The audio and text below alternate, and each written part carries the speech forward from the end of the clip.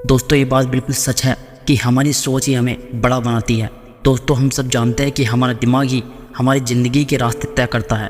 एक छोटी सी लाइन लेकिन इसके मायने बहुत गहरे हैं, जिसे समझना थोड़ा मुश्किल हो सकता है। ज़िंदगी में बड़ा सोचना कितना ज़रूरी होता है और ये बात हर इंसान को समझनी होगी, क्योंकि यही एक चीज़ आपकी ज़िंदगी में बहुत बड़ा बदलाव ला सकती है। बाकी ये तो आप अच्छे से जानते ही है कि दिमाग एक पावरफुल मशीन की तरह है, जो ये तय करता है कि अगले ही पल हम क्या करने वाले हैं। इसलिए अगर एक सक्सेसफुल लाइफ चाहिए तो हमें उसी हिसाब से अपनी सोच को भी बदलना होगा। इसलिए कहा जाता है कि पॉजिटिव सोचो, पॉजिटिव रहो। पॉजिटिव थिंकिंग रखने वाला इंसान की ज़िंदगी निश्चित तौर पर नेगेटिव थिंकिंग वाले इंसान से ज़्यादा अच्छी होगी। अगर आप अपने गोल को हासिल करना चाहते हैं तो आपको अपनी सोच, अपना रवैया, अपना लाइफ स्टाइल बिल्कुल उसी हिसाब से बदलना होगा। सफलता हमेशा ही माइंडसेट के साथ शुरू होती है। जैसे ही आप सोचते हैं मैं ये कर सकता हूँ, आप अपने सफल होने की तरफ पहला कदम बढ़ा रहे होते हैं। हर वो चीज़ जो आप पाना चाहते हैं आप उसे आशावादी बनकर हासिल कर सकते हैं। जरूरी नहीं कि हमें असल में जितने की चाह हो, बस उतने ही सपना देखना हो। अपनी ज़रूरत से थोड़े अधिक का सपना देखना चाहिए और ये माने कि आप उसे हासिल करने लायक हैं, आपके अंदर वो क्षमता है। बस फिर यहाँ से आप अपनी सफलता ज़िंदगी से ज़्यादा दूर नहीं होंगे।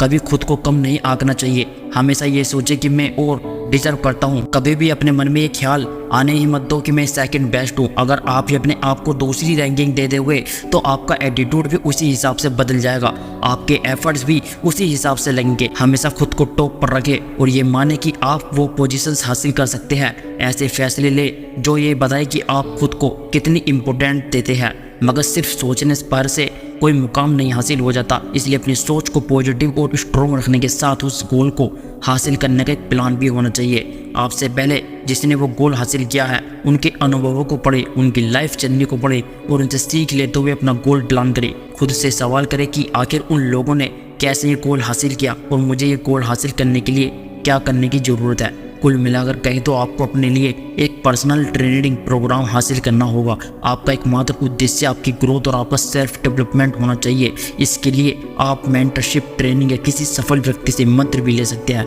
दोस्तों हमें अपने जीवन के विकास के लिए अपनी सोच के विकास की ज़रूरत है। वो कहते हैं कि इससे पहले कि हम बड़ी चीज़ों को हासिल करें हमें बड़ी चीज़ों के बारे में सोचना होगा। सफलता का बहुत कम ज्ञान होना, अमीर माता पिता होना, भाग्यशाली होना या कुछ भी हो, सफलता किसी के दिमाग के आकार पर नहीं बल्कि किसी की सोच के आकार पर निर्भर करती है।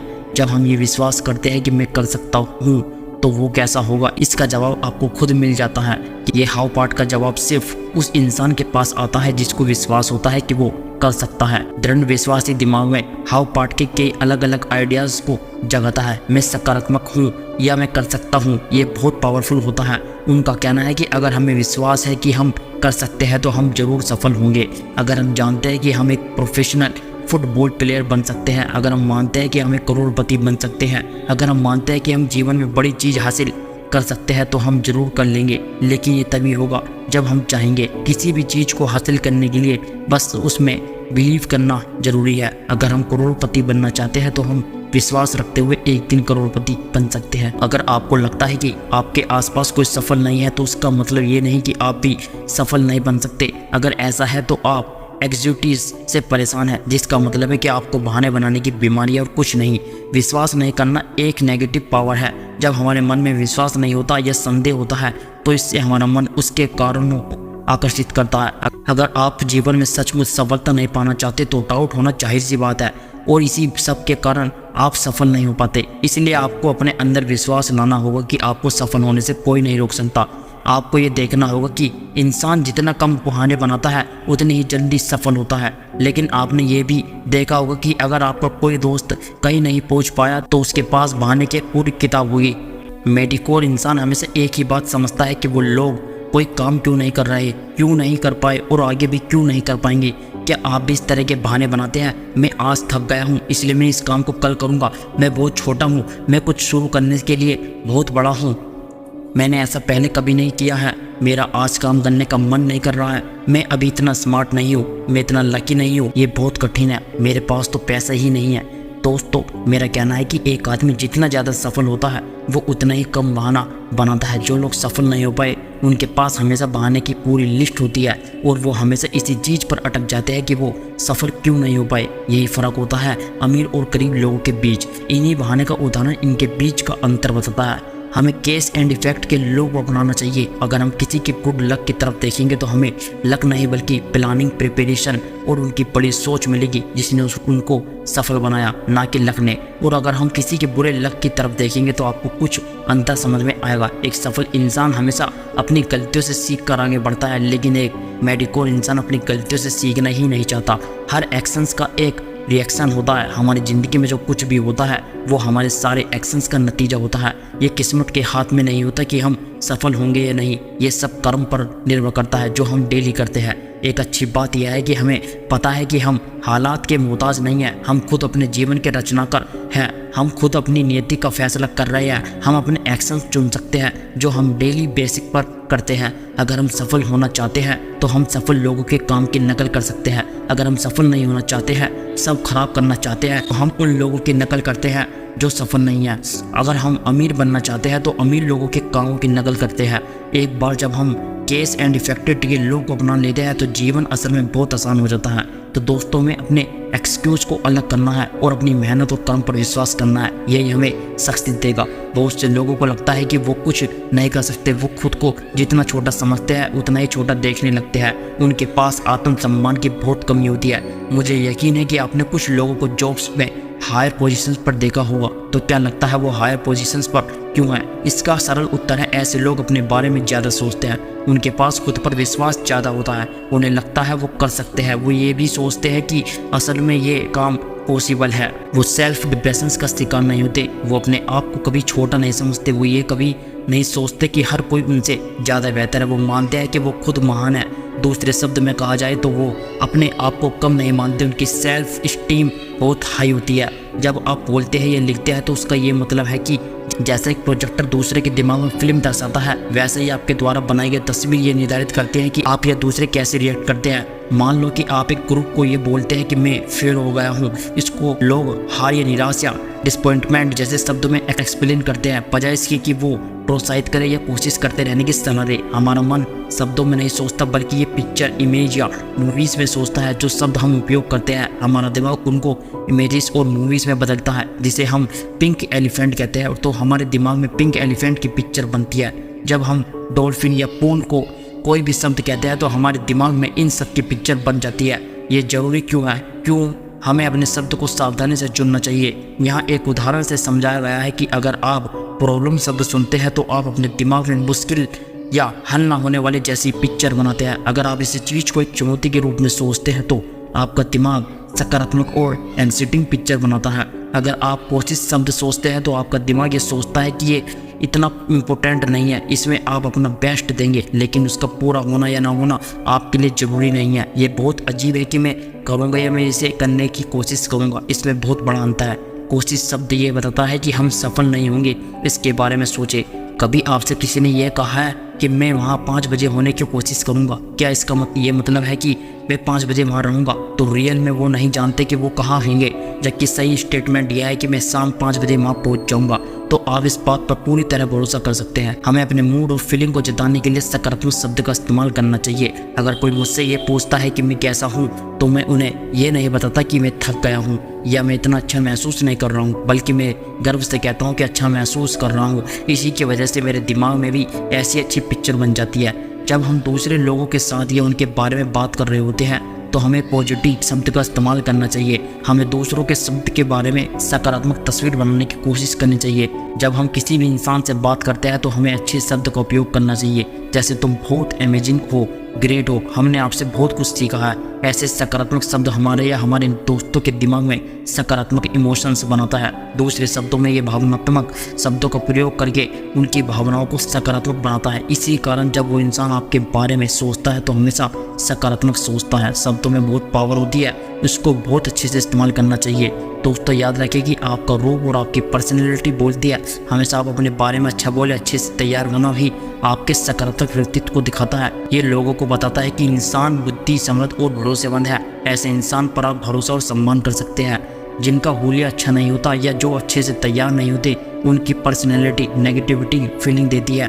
ऐसे लोग अच्छा नहीं करते, वो लापरवाह और इनफिशिएंट होते हैं। ऐसे लोग एवरेज या उससे नीचे होते हैं। ये लोग कई स्पेशल चीज़ डिजर्व नहीं करते। इस तरह के लोग चारों तरफ से हार चुके होते हैं। अगर आप किसी पर अपना सच्चा या दोस्ती वाला इंप्रेशन छोड़ते हैं तो ज़्यादा चांस होता है कि आप उस इंसान से भविष्य में संपर्क में आएंगे और इसके चांस भी बढ़ जाते हैं कि वो इंसान आपके लिए पॉजिटिव फील करेगा। भले ही लोग आपसे पहले ना मिले हो या आपने कभी बात ना की हो, पर आपका पहनावा आपके बारे में बहुत कुछ बताता है। आपका पोस्चर, पूरी बॉडी लैंग्वेज, आपकी स्माइल, ये सब बहुत कुछ बोलती है। यहाँ पर एक कैच यह है कि आपका जो एप्रिसिएंस है ये सिर्फ दूसरों की सोच को प्रभावित नहीं करता, आपकी खुद की सोच को भी प्रभावित करता है। आपकी शारीरिक उपस्थिति आपकी मानसिक उपस्थिति को भी प्रभाव करता है। आप बाहर से कैसे दिख रही है ये इस चीज़ को बताता है कि आप अंदर से कैसा सोच रही है। इसका एक तरीका है कि हम खुद से बात करें, ये प्रैक्टिस करें और खुद को प्रेस करें। कभी भी सेल्फ पनिशमेंट पर काम न करें। आप खुद से कैसे बात कर रही है? क्या आप खुद को मजबूत बना रही है? क्या आप खुद का निर्माण कर रही है? क्या आप खुद को बेकार समझ रहे हैं? क्या आप जीवन में बड़ी चीज़ों को पा सकेंगे? क्या आपकी किस्मत में महान बनना लिखा है? दुख की बात यह है कि बहुत से लोग खुद से नकारात्मक तरीके से बात करते हैं और ये गलती नहीं है, क्योंकि हमें कभी बताया नहीं गया कि इस चीज़ को कैसे दूर किया जाए या कैसे बदला जाए। तो आज से हमें ये ध्यान रखना होगा कि हम अपने आप से क्या बात कर रहे हैं। ध्यान रखें, आप अपने आप से जो भी कहेंगे वो होगा, तो ध्यान से सुने कि क्या बोलना है। पॉइंट यह है कि आपको खुद को बड़ा बनाना है, अपने आप को बेहतर बनाना और खुद की आत्मसम्मान को बढ़ाना है। मुझे यकीन है कि अगर आप ये कॉन्स्टेंटली प्रैक्टिस करेंगे तो आप पक्का अपना जीवन बदल पाएंगे। अपनी सोच को अपग्रेड करें। महत्वपूर्ण लोग जैसा सोचते हैं वैसा ही सोचें। अपनी सोच को अपग्रेड करने से आपका काम भी अपग्रेड होता है, यह आपको सफलता की तरफ ले जाता है। अपने आप से ये पूछे कि क्या आप इसी तरीके से सोच रहे हैं जैसे सफल और कॉन्फिडेंट इंसान सोचते हैं। जब आप अपने आप से ये सवाल करते रहेंगे तब आपके सही सोचने की क्षमता बढ़ती रहेगी। एक्सपर्ट का भी यही मानना है कि आने वाले 5, 10, 20 सालों में क्या बनोगे वो आपके पर्यावरण पर निर्भर करता है। आपकी सोच, आपके लक्ष्य, आपका एटीट्यूड आपका पर्यावरण से बनता है।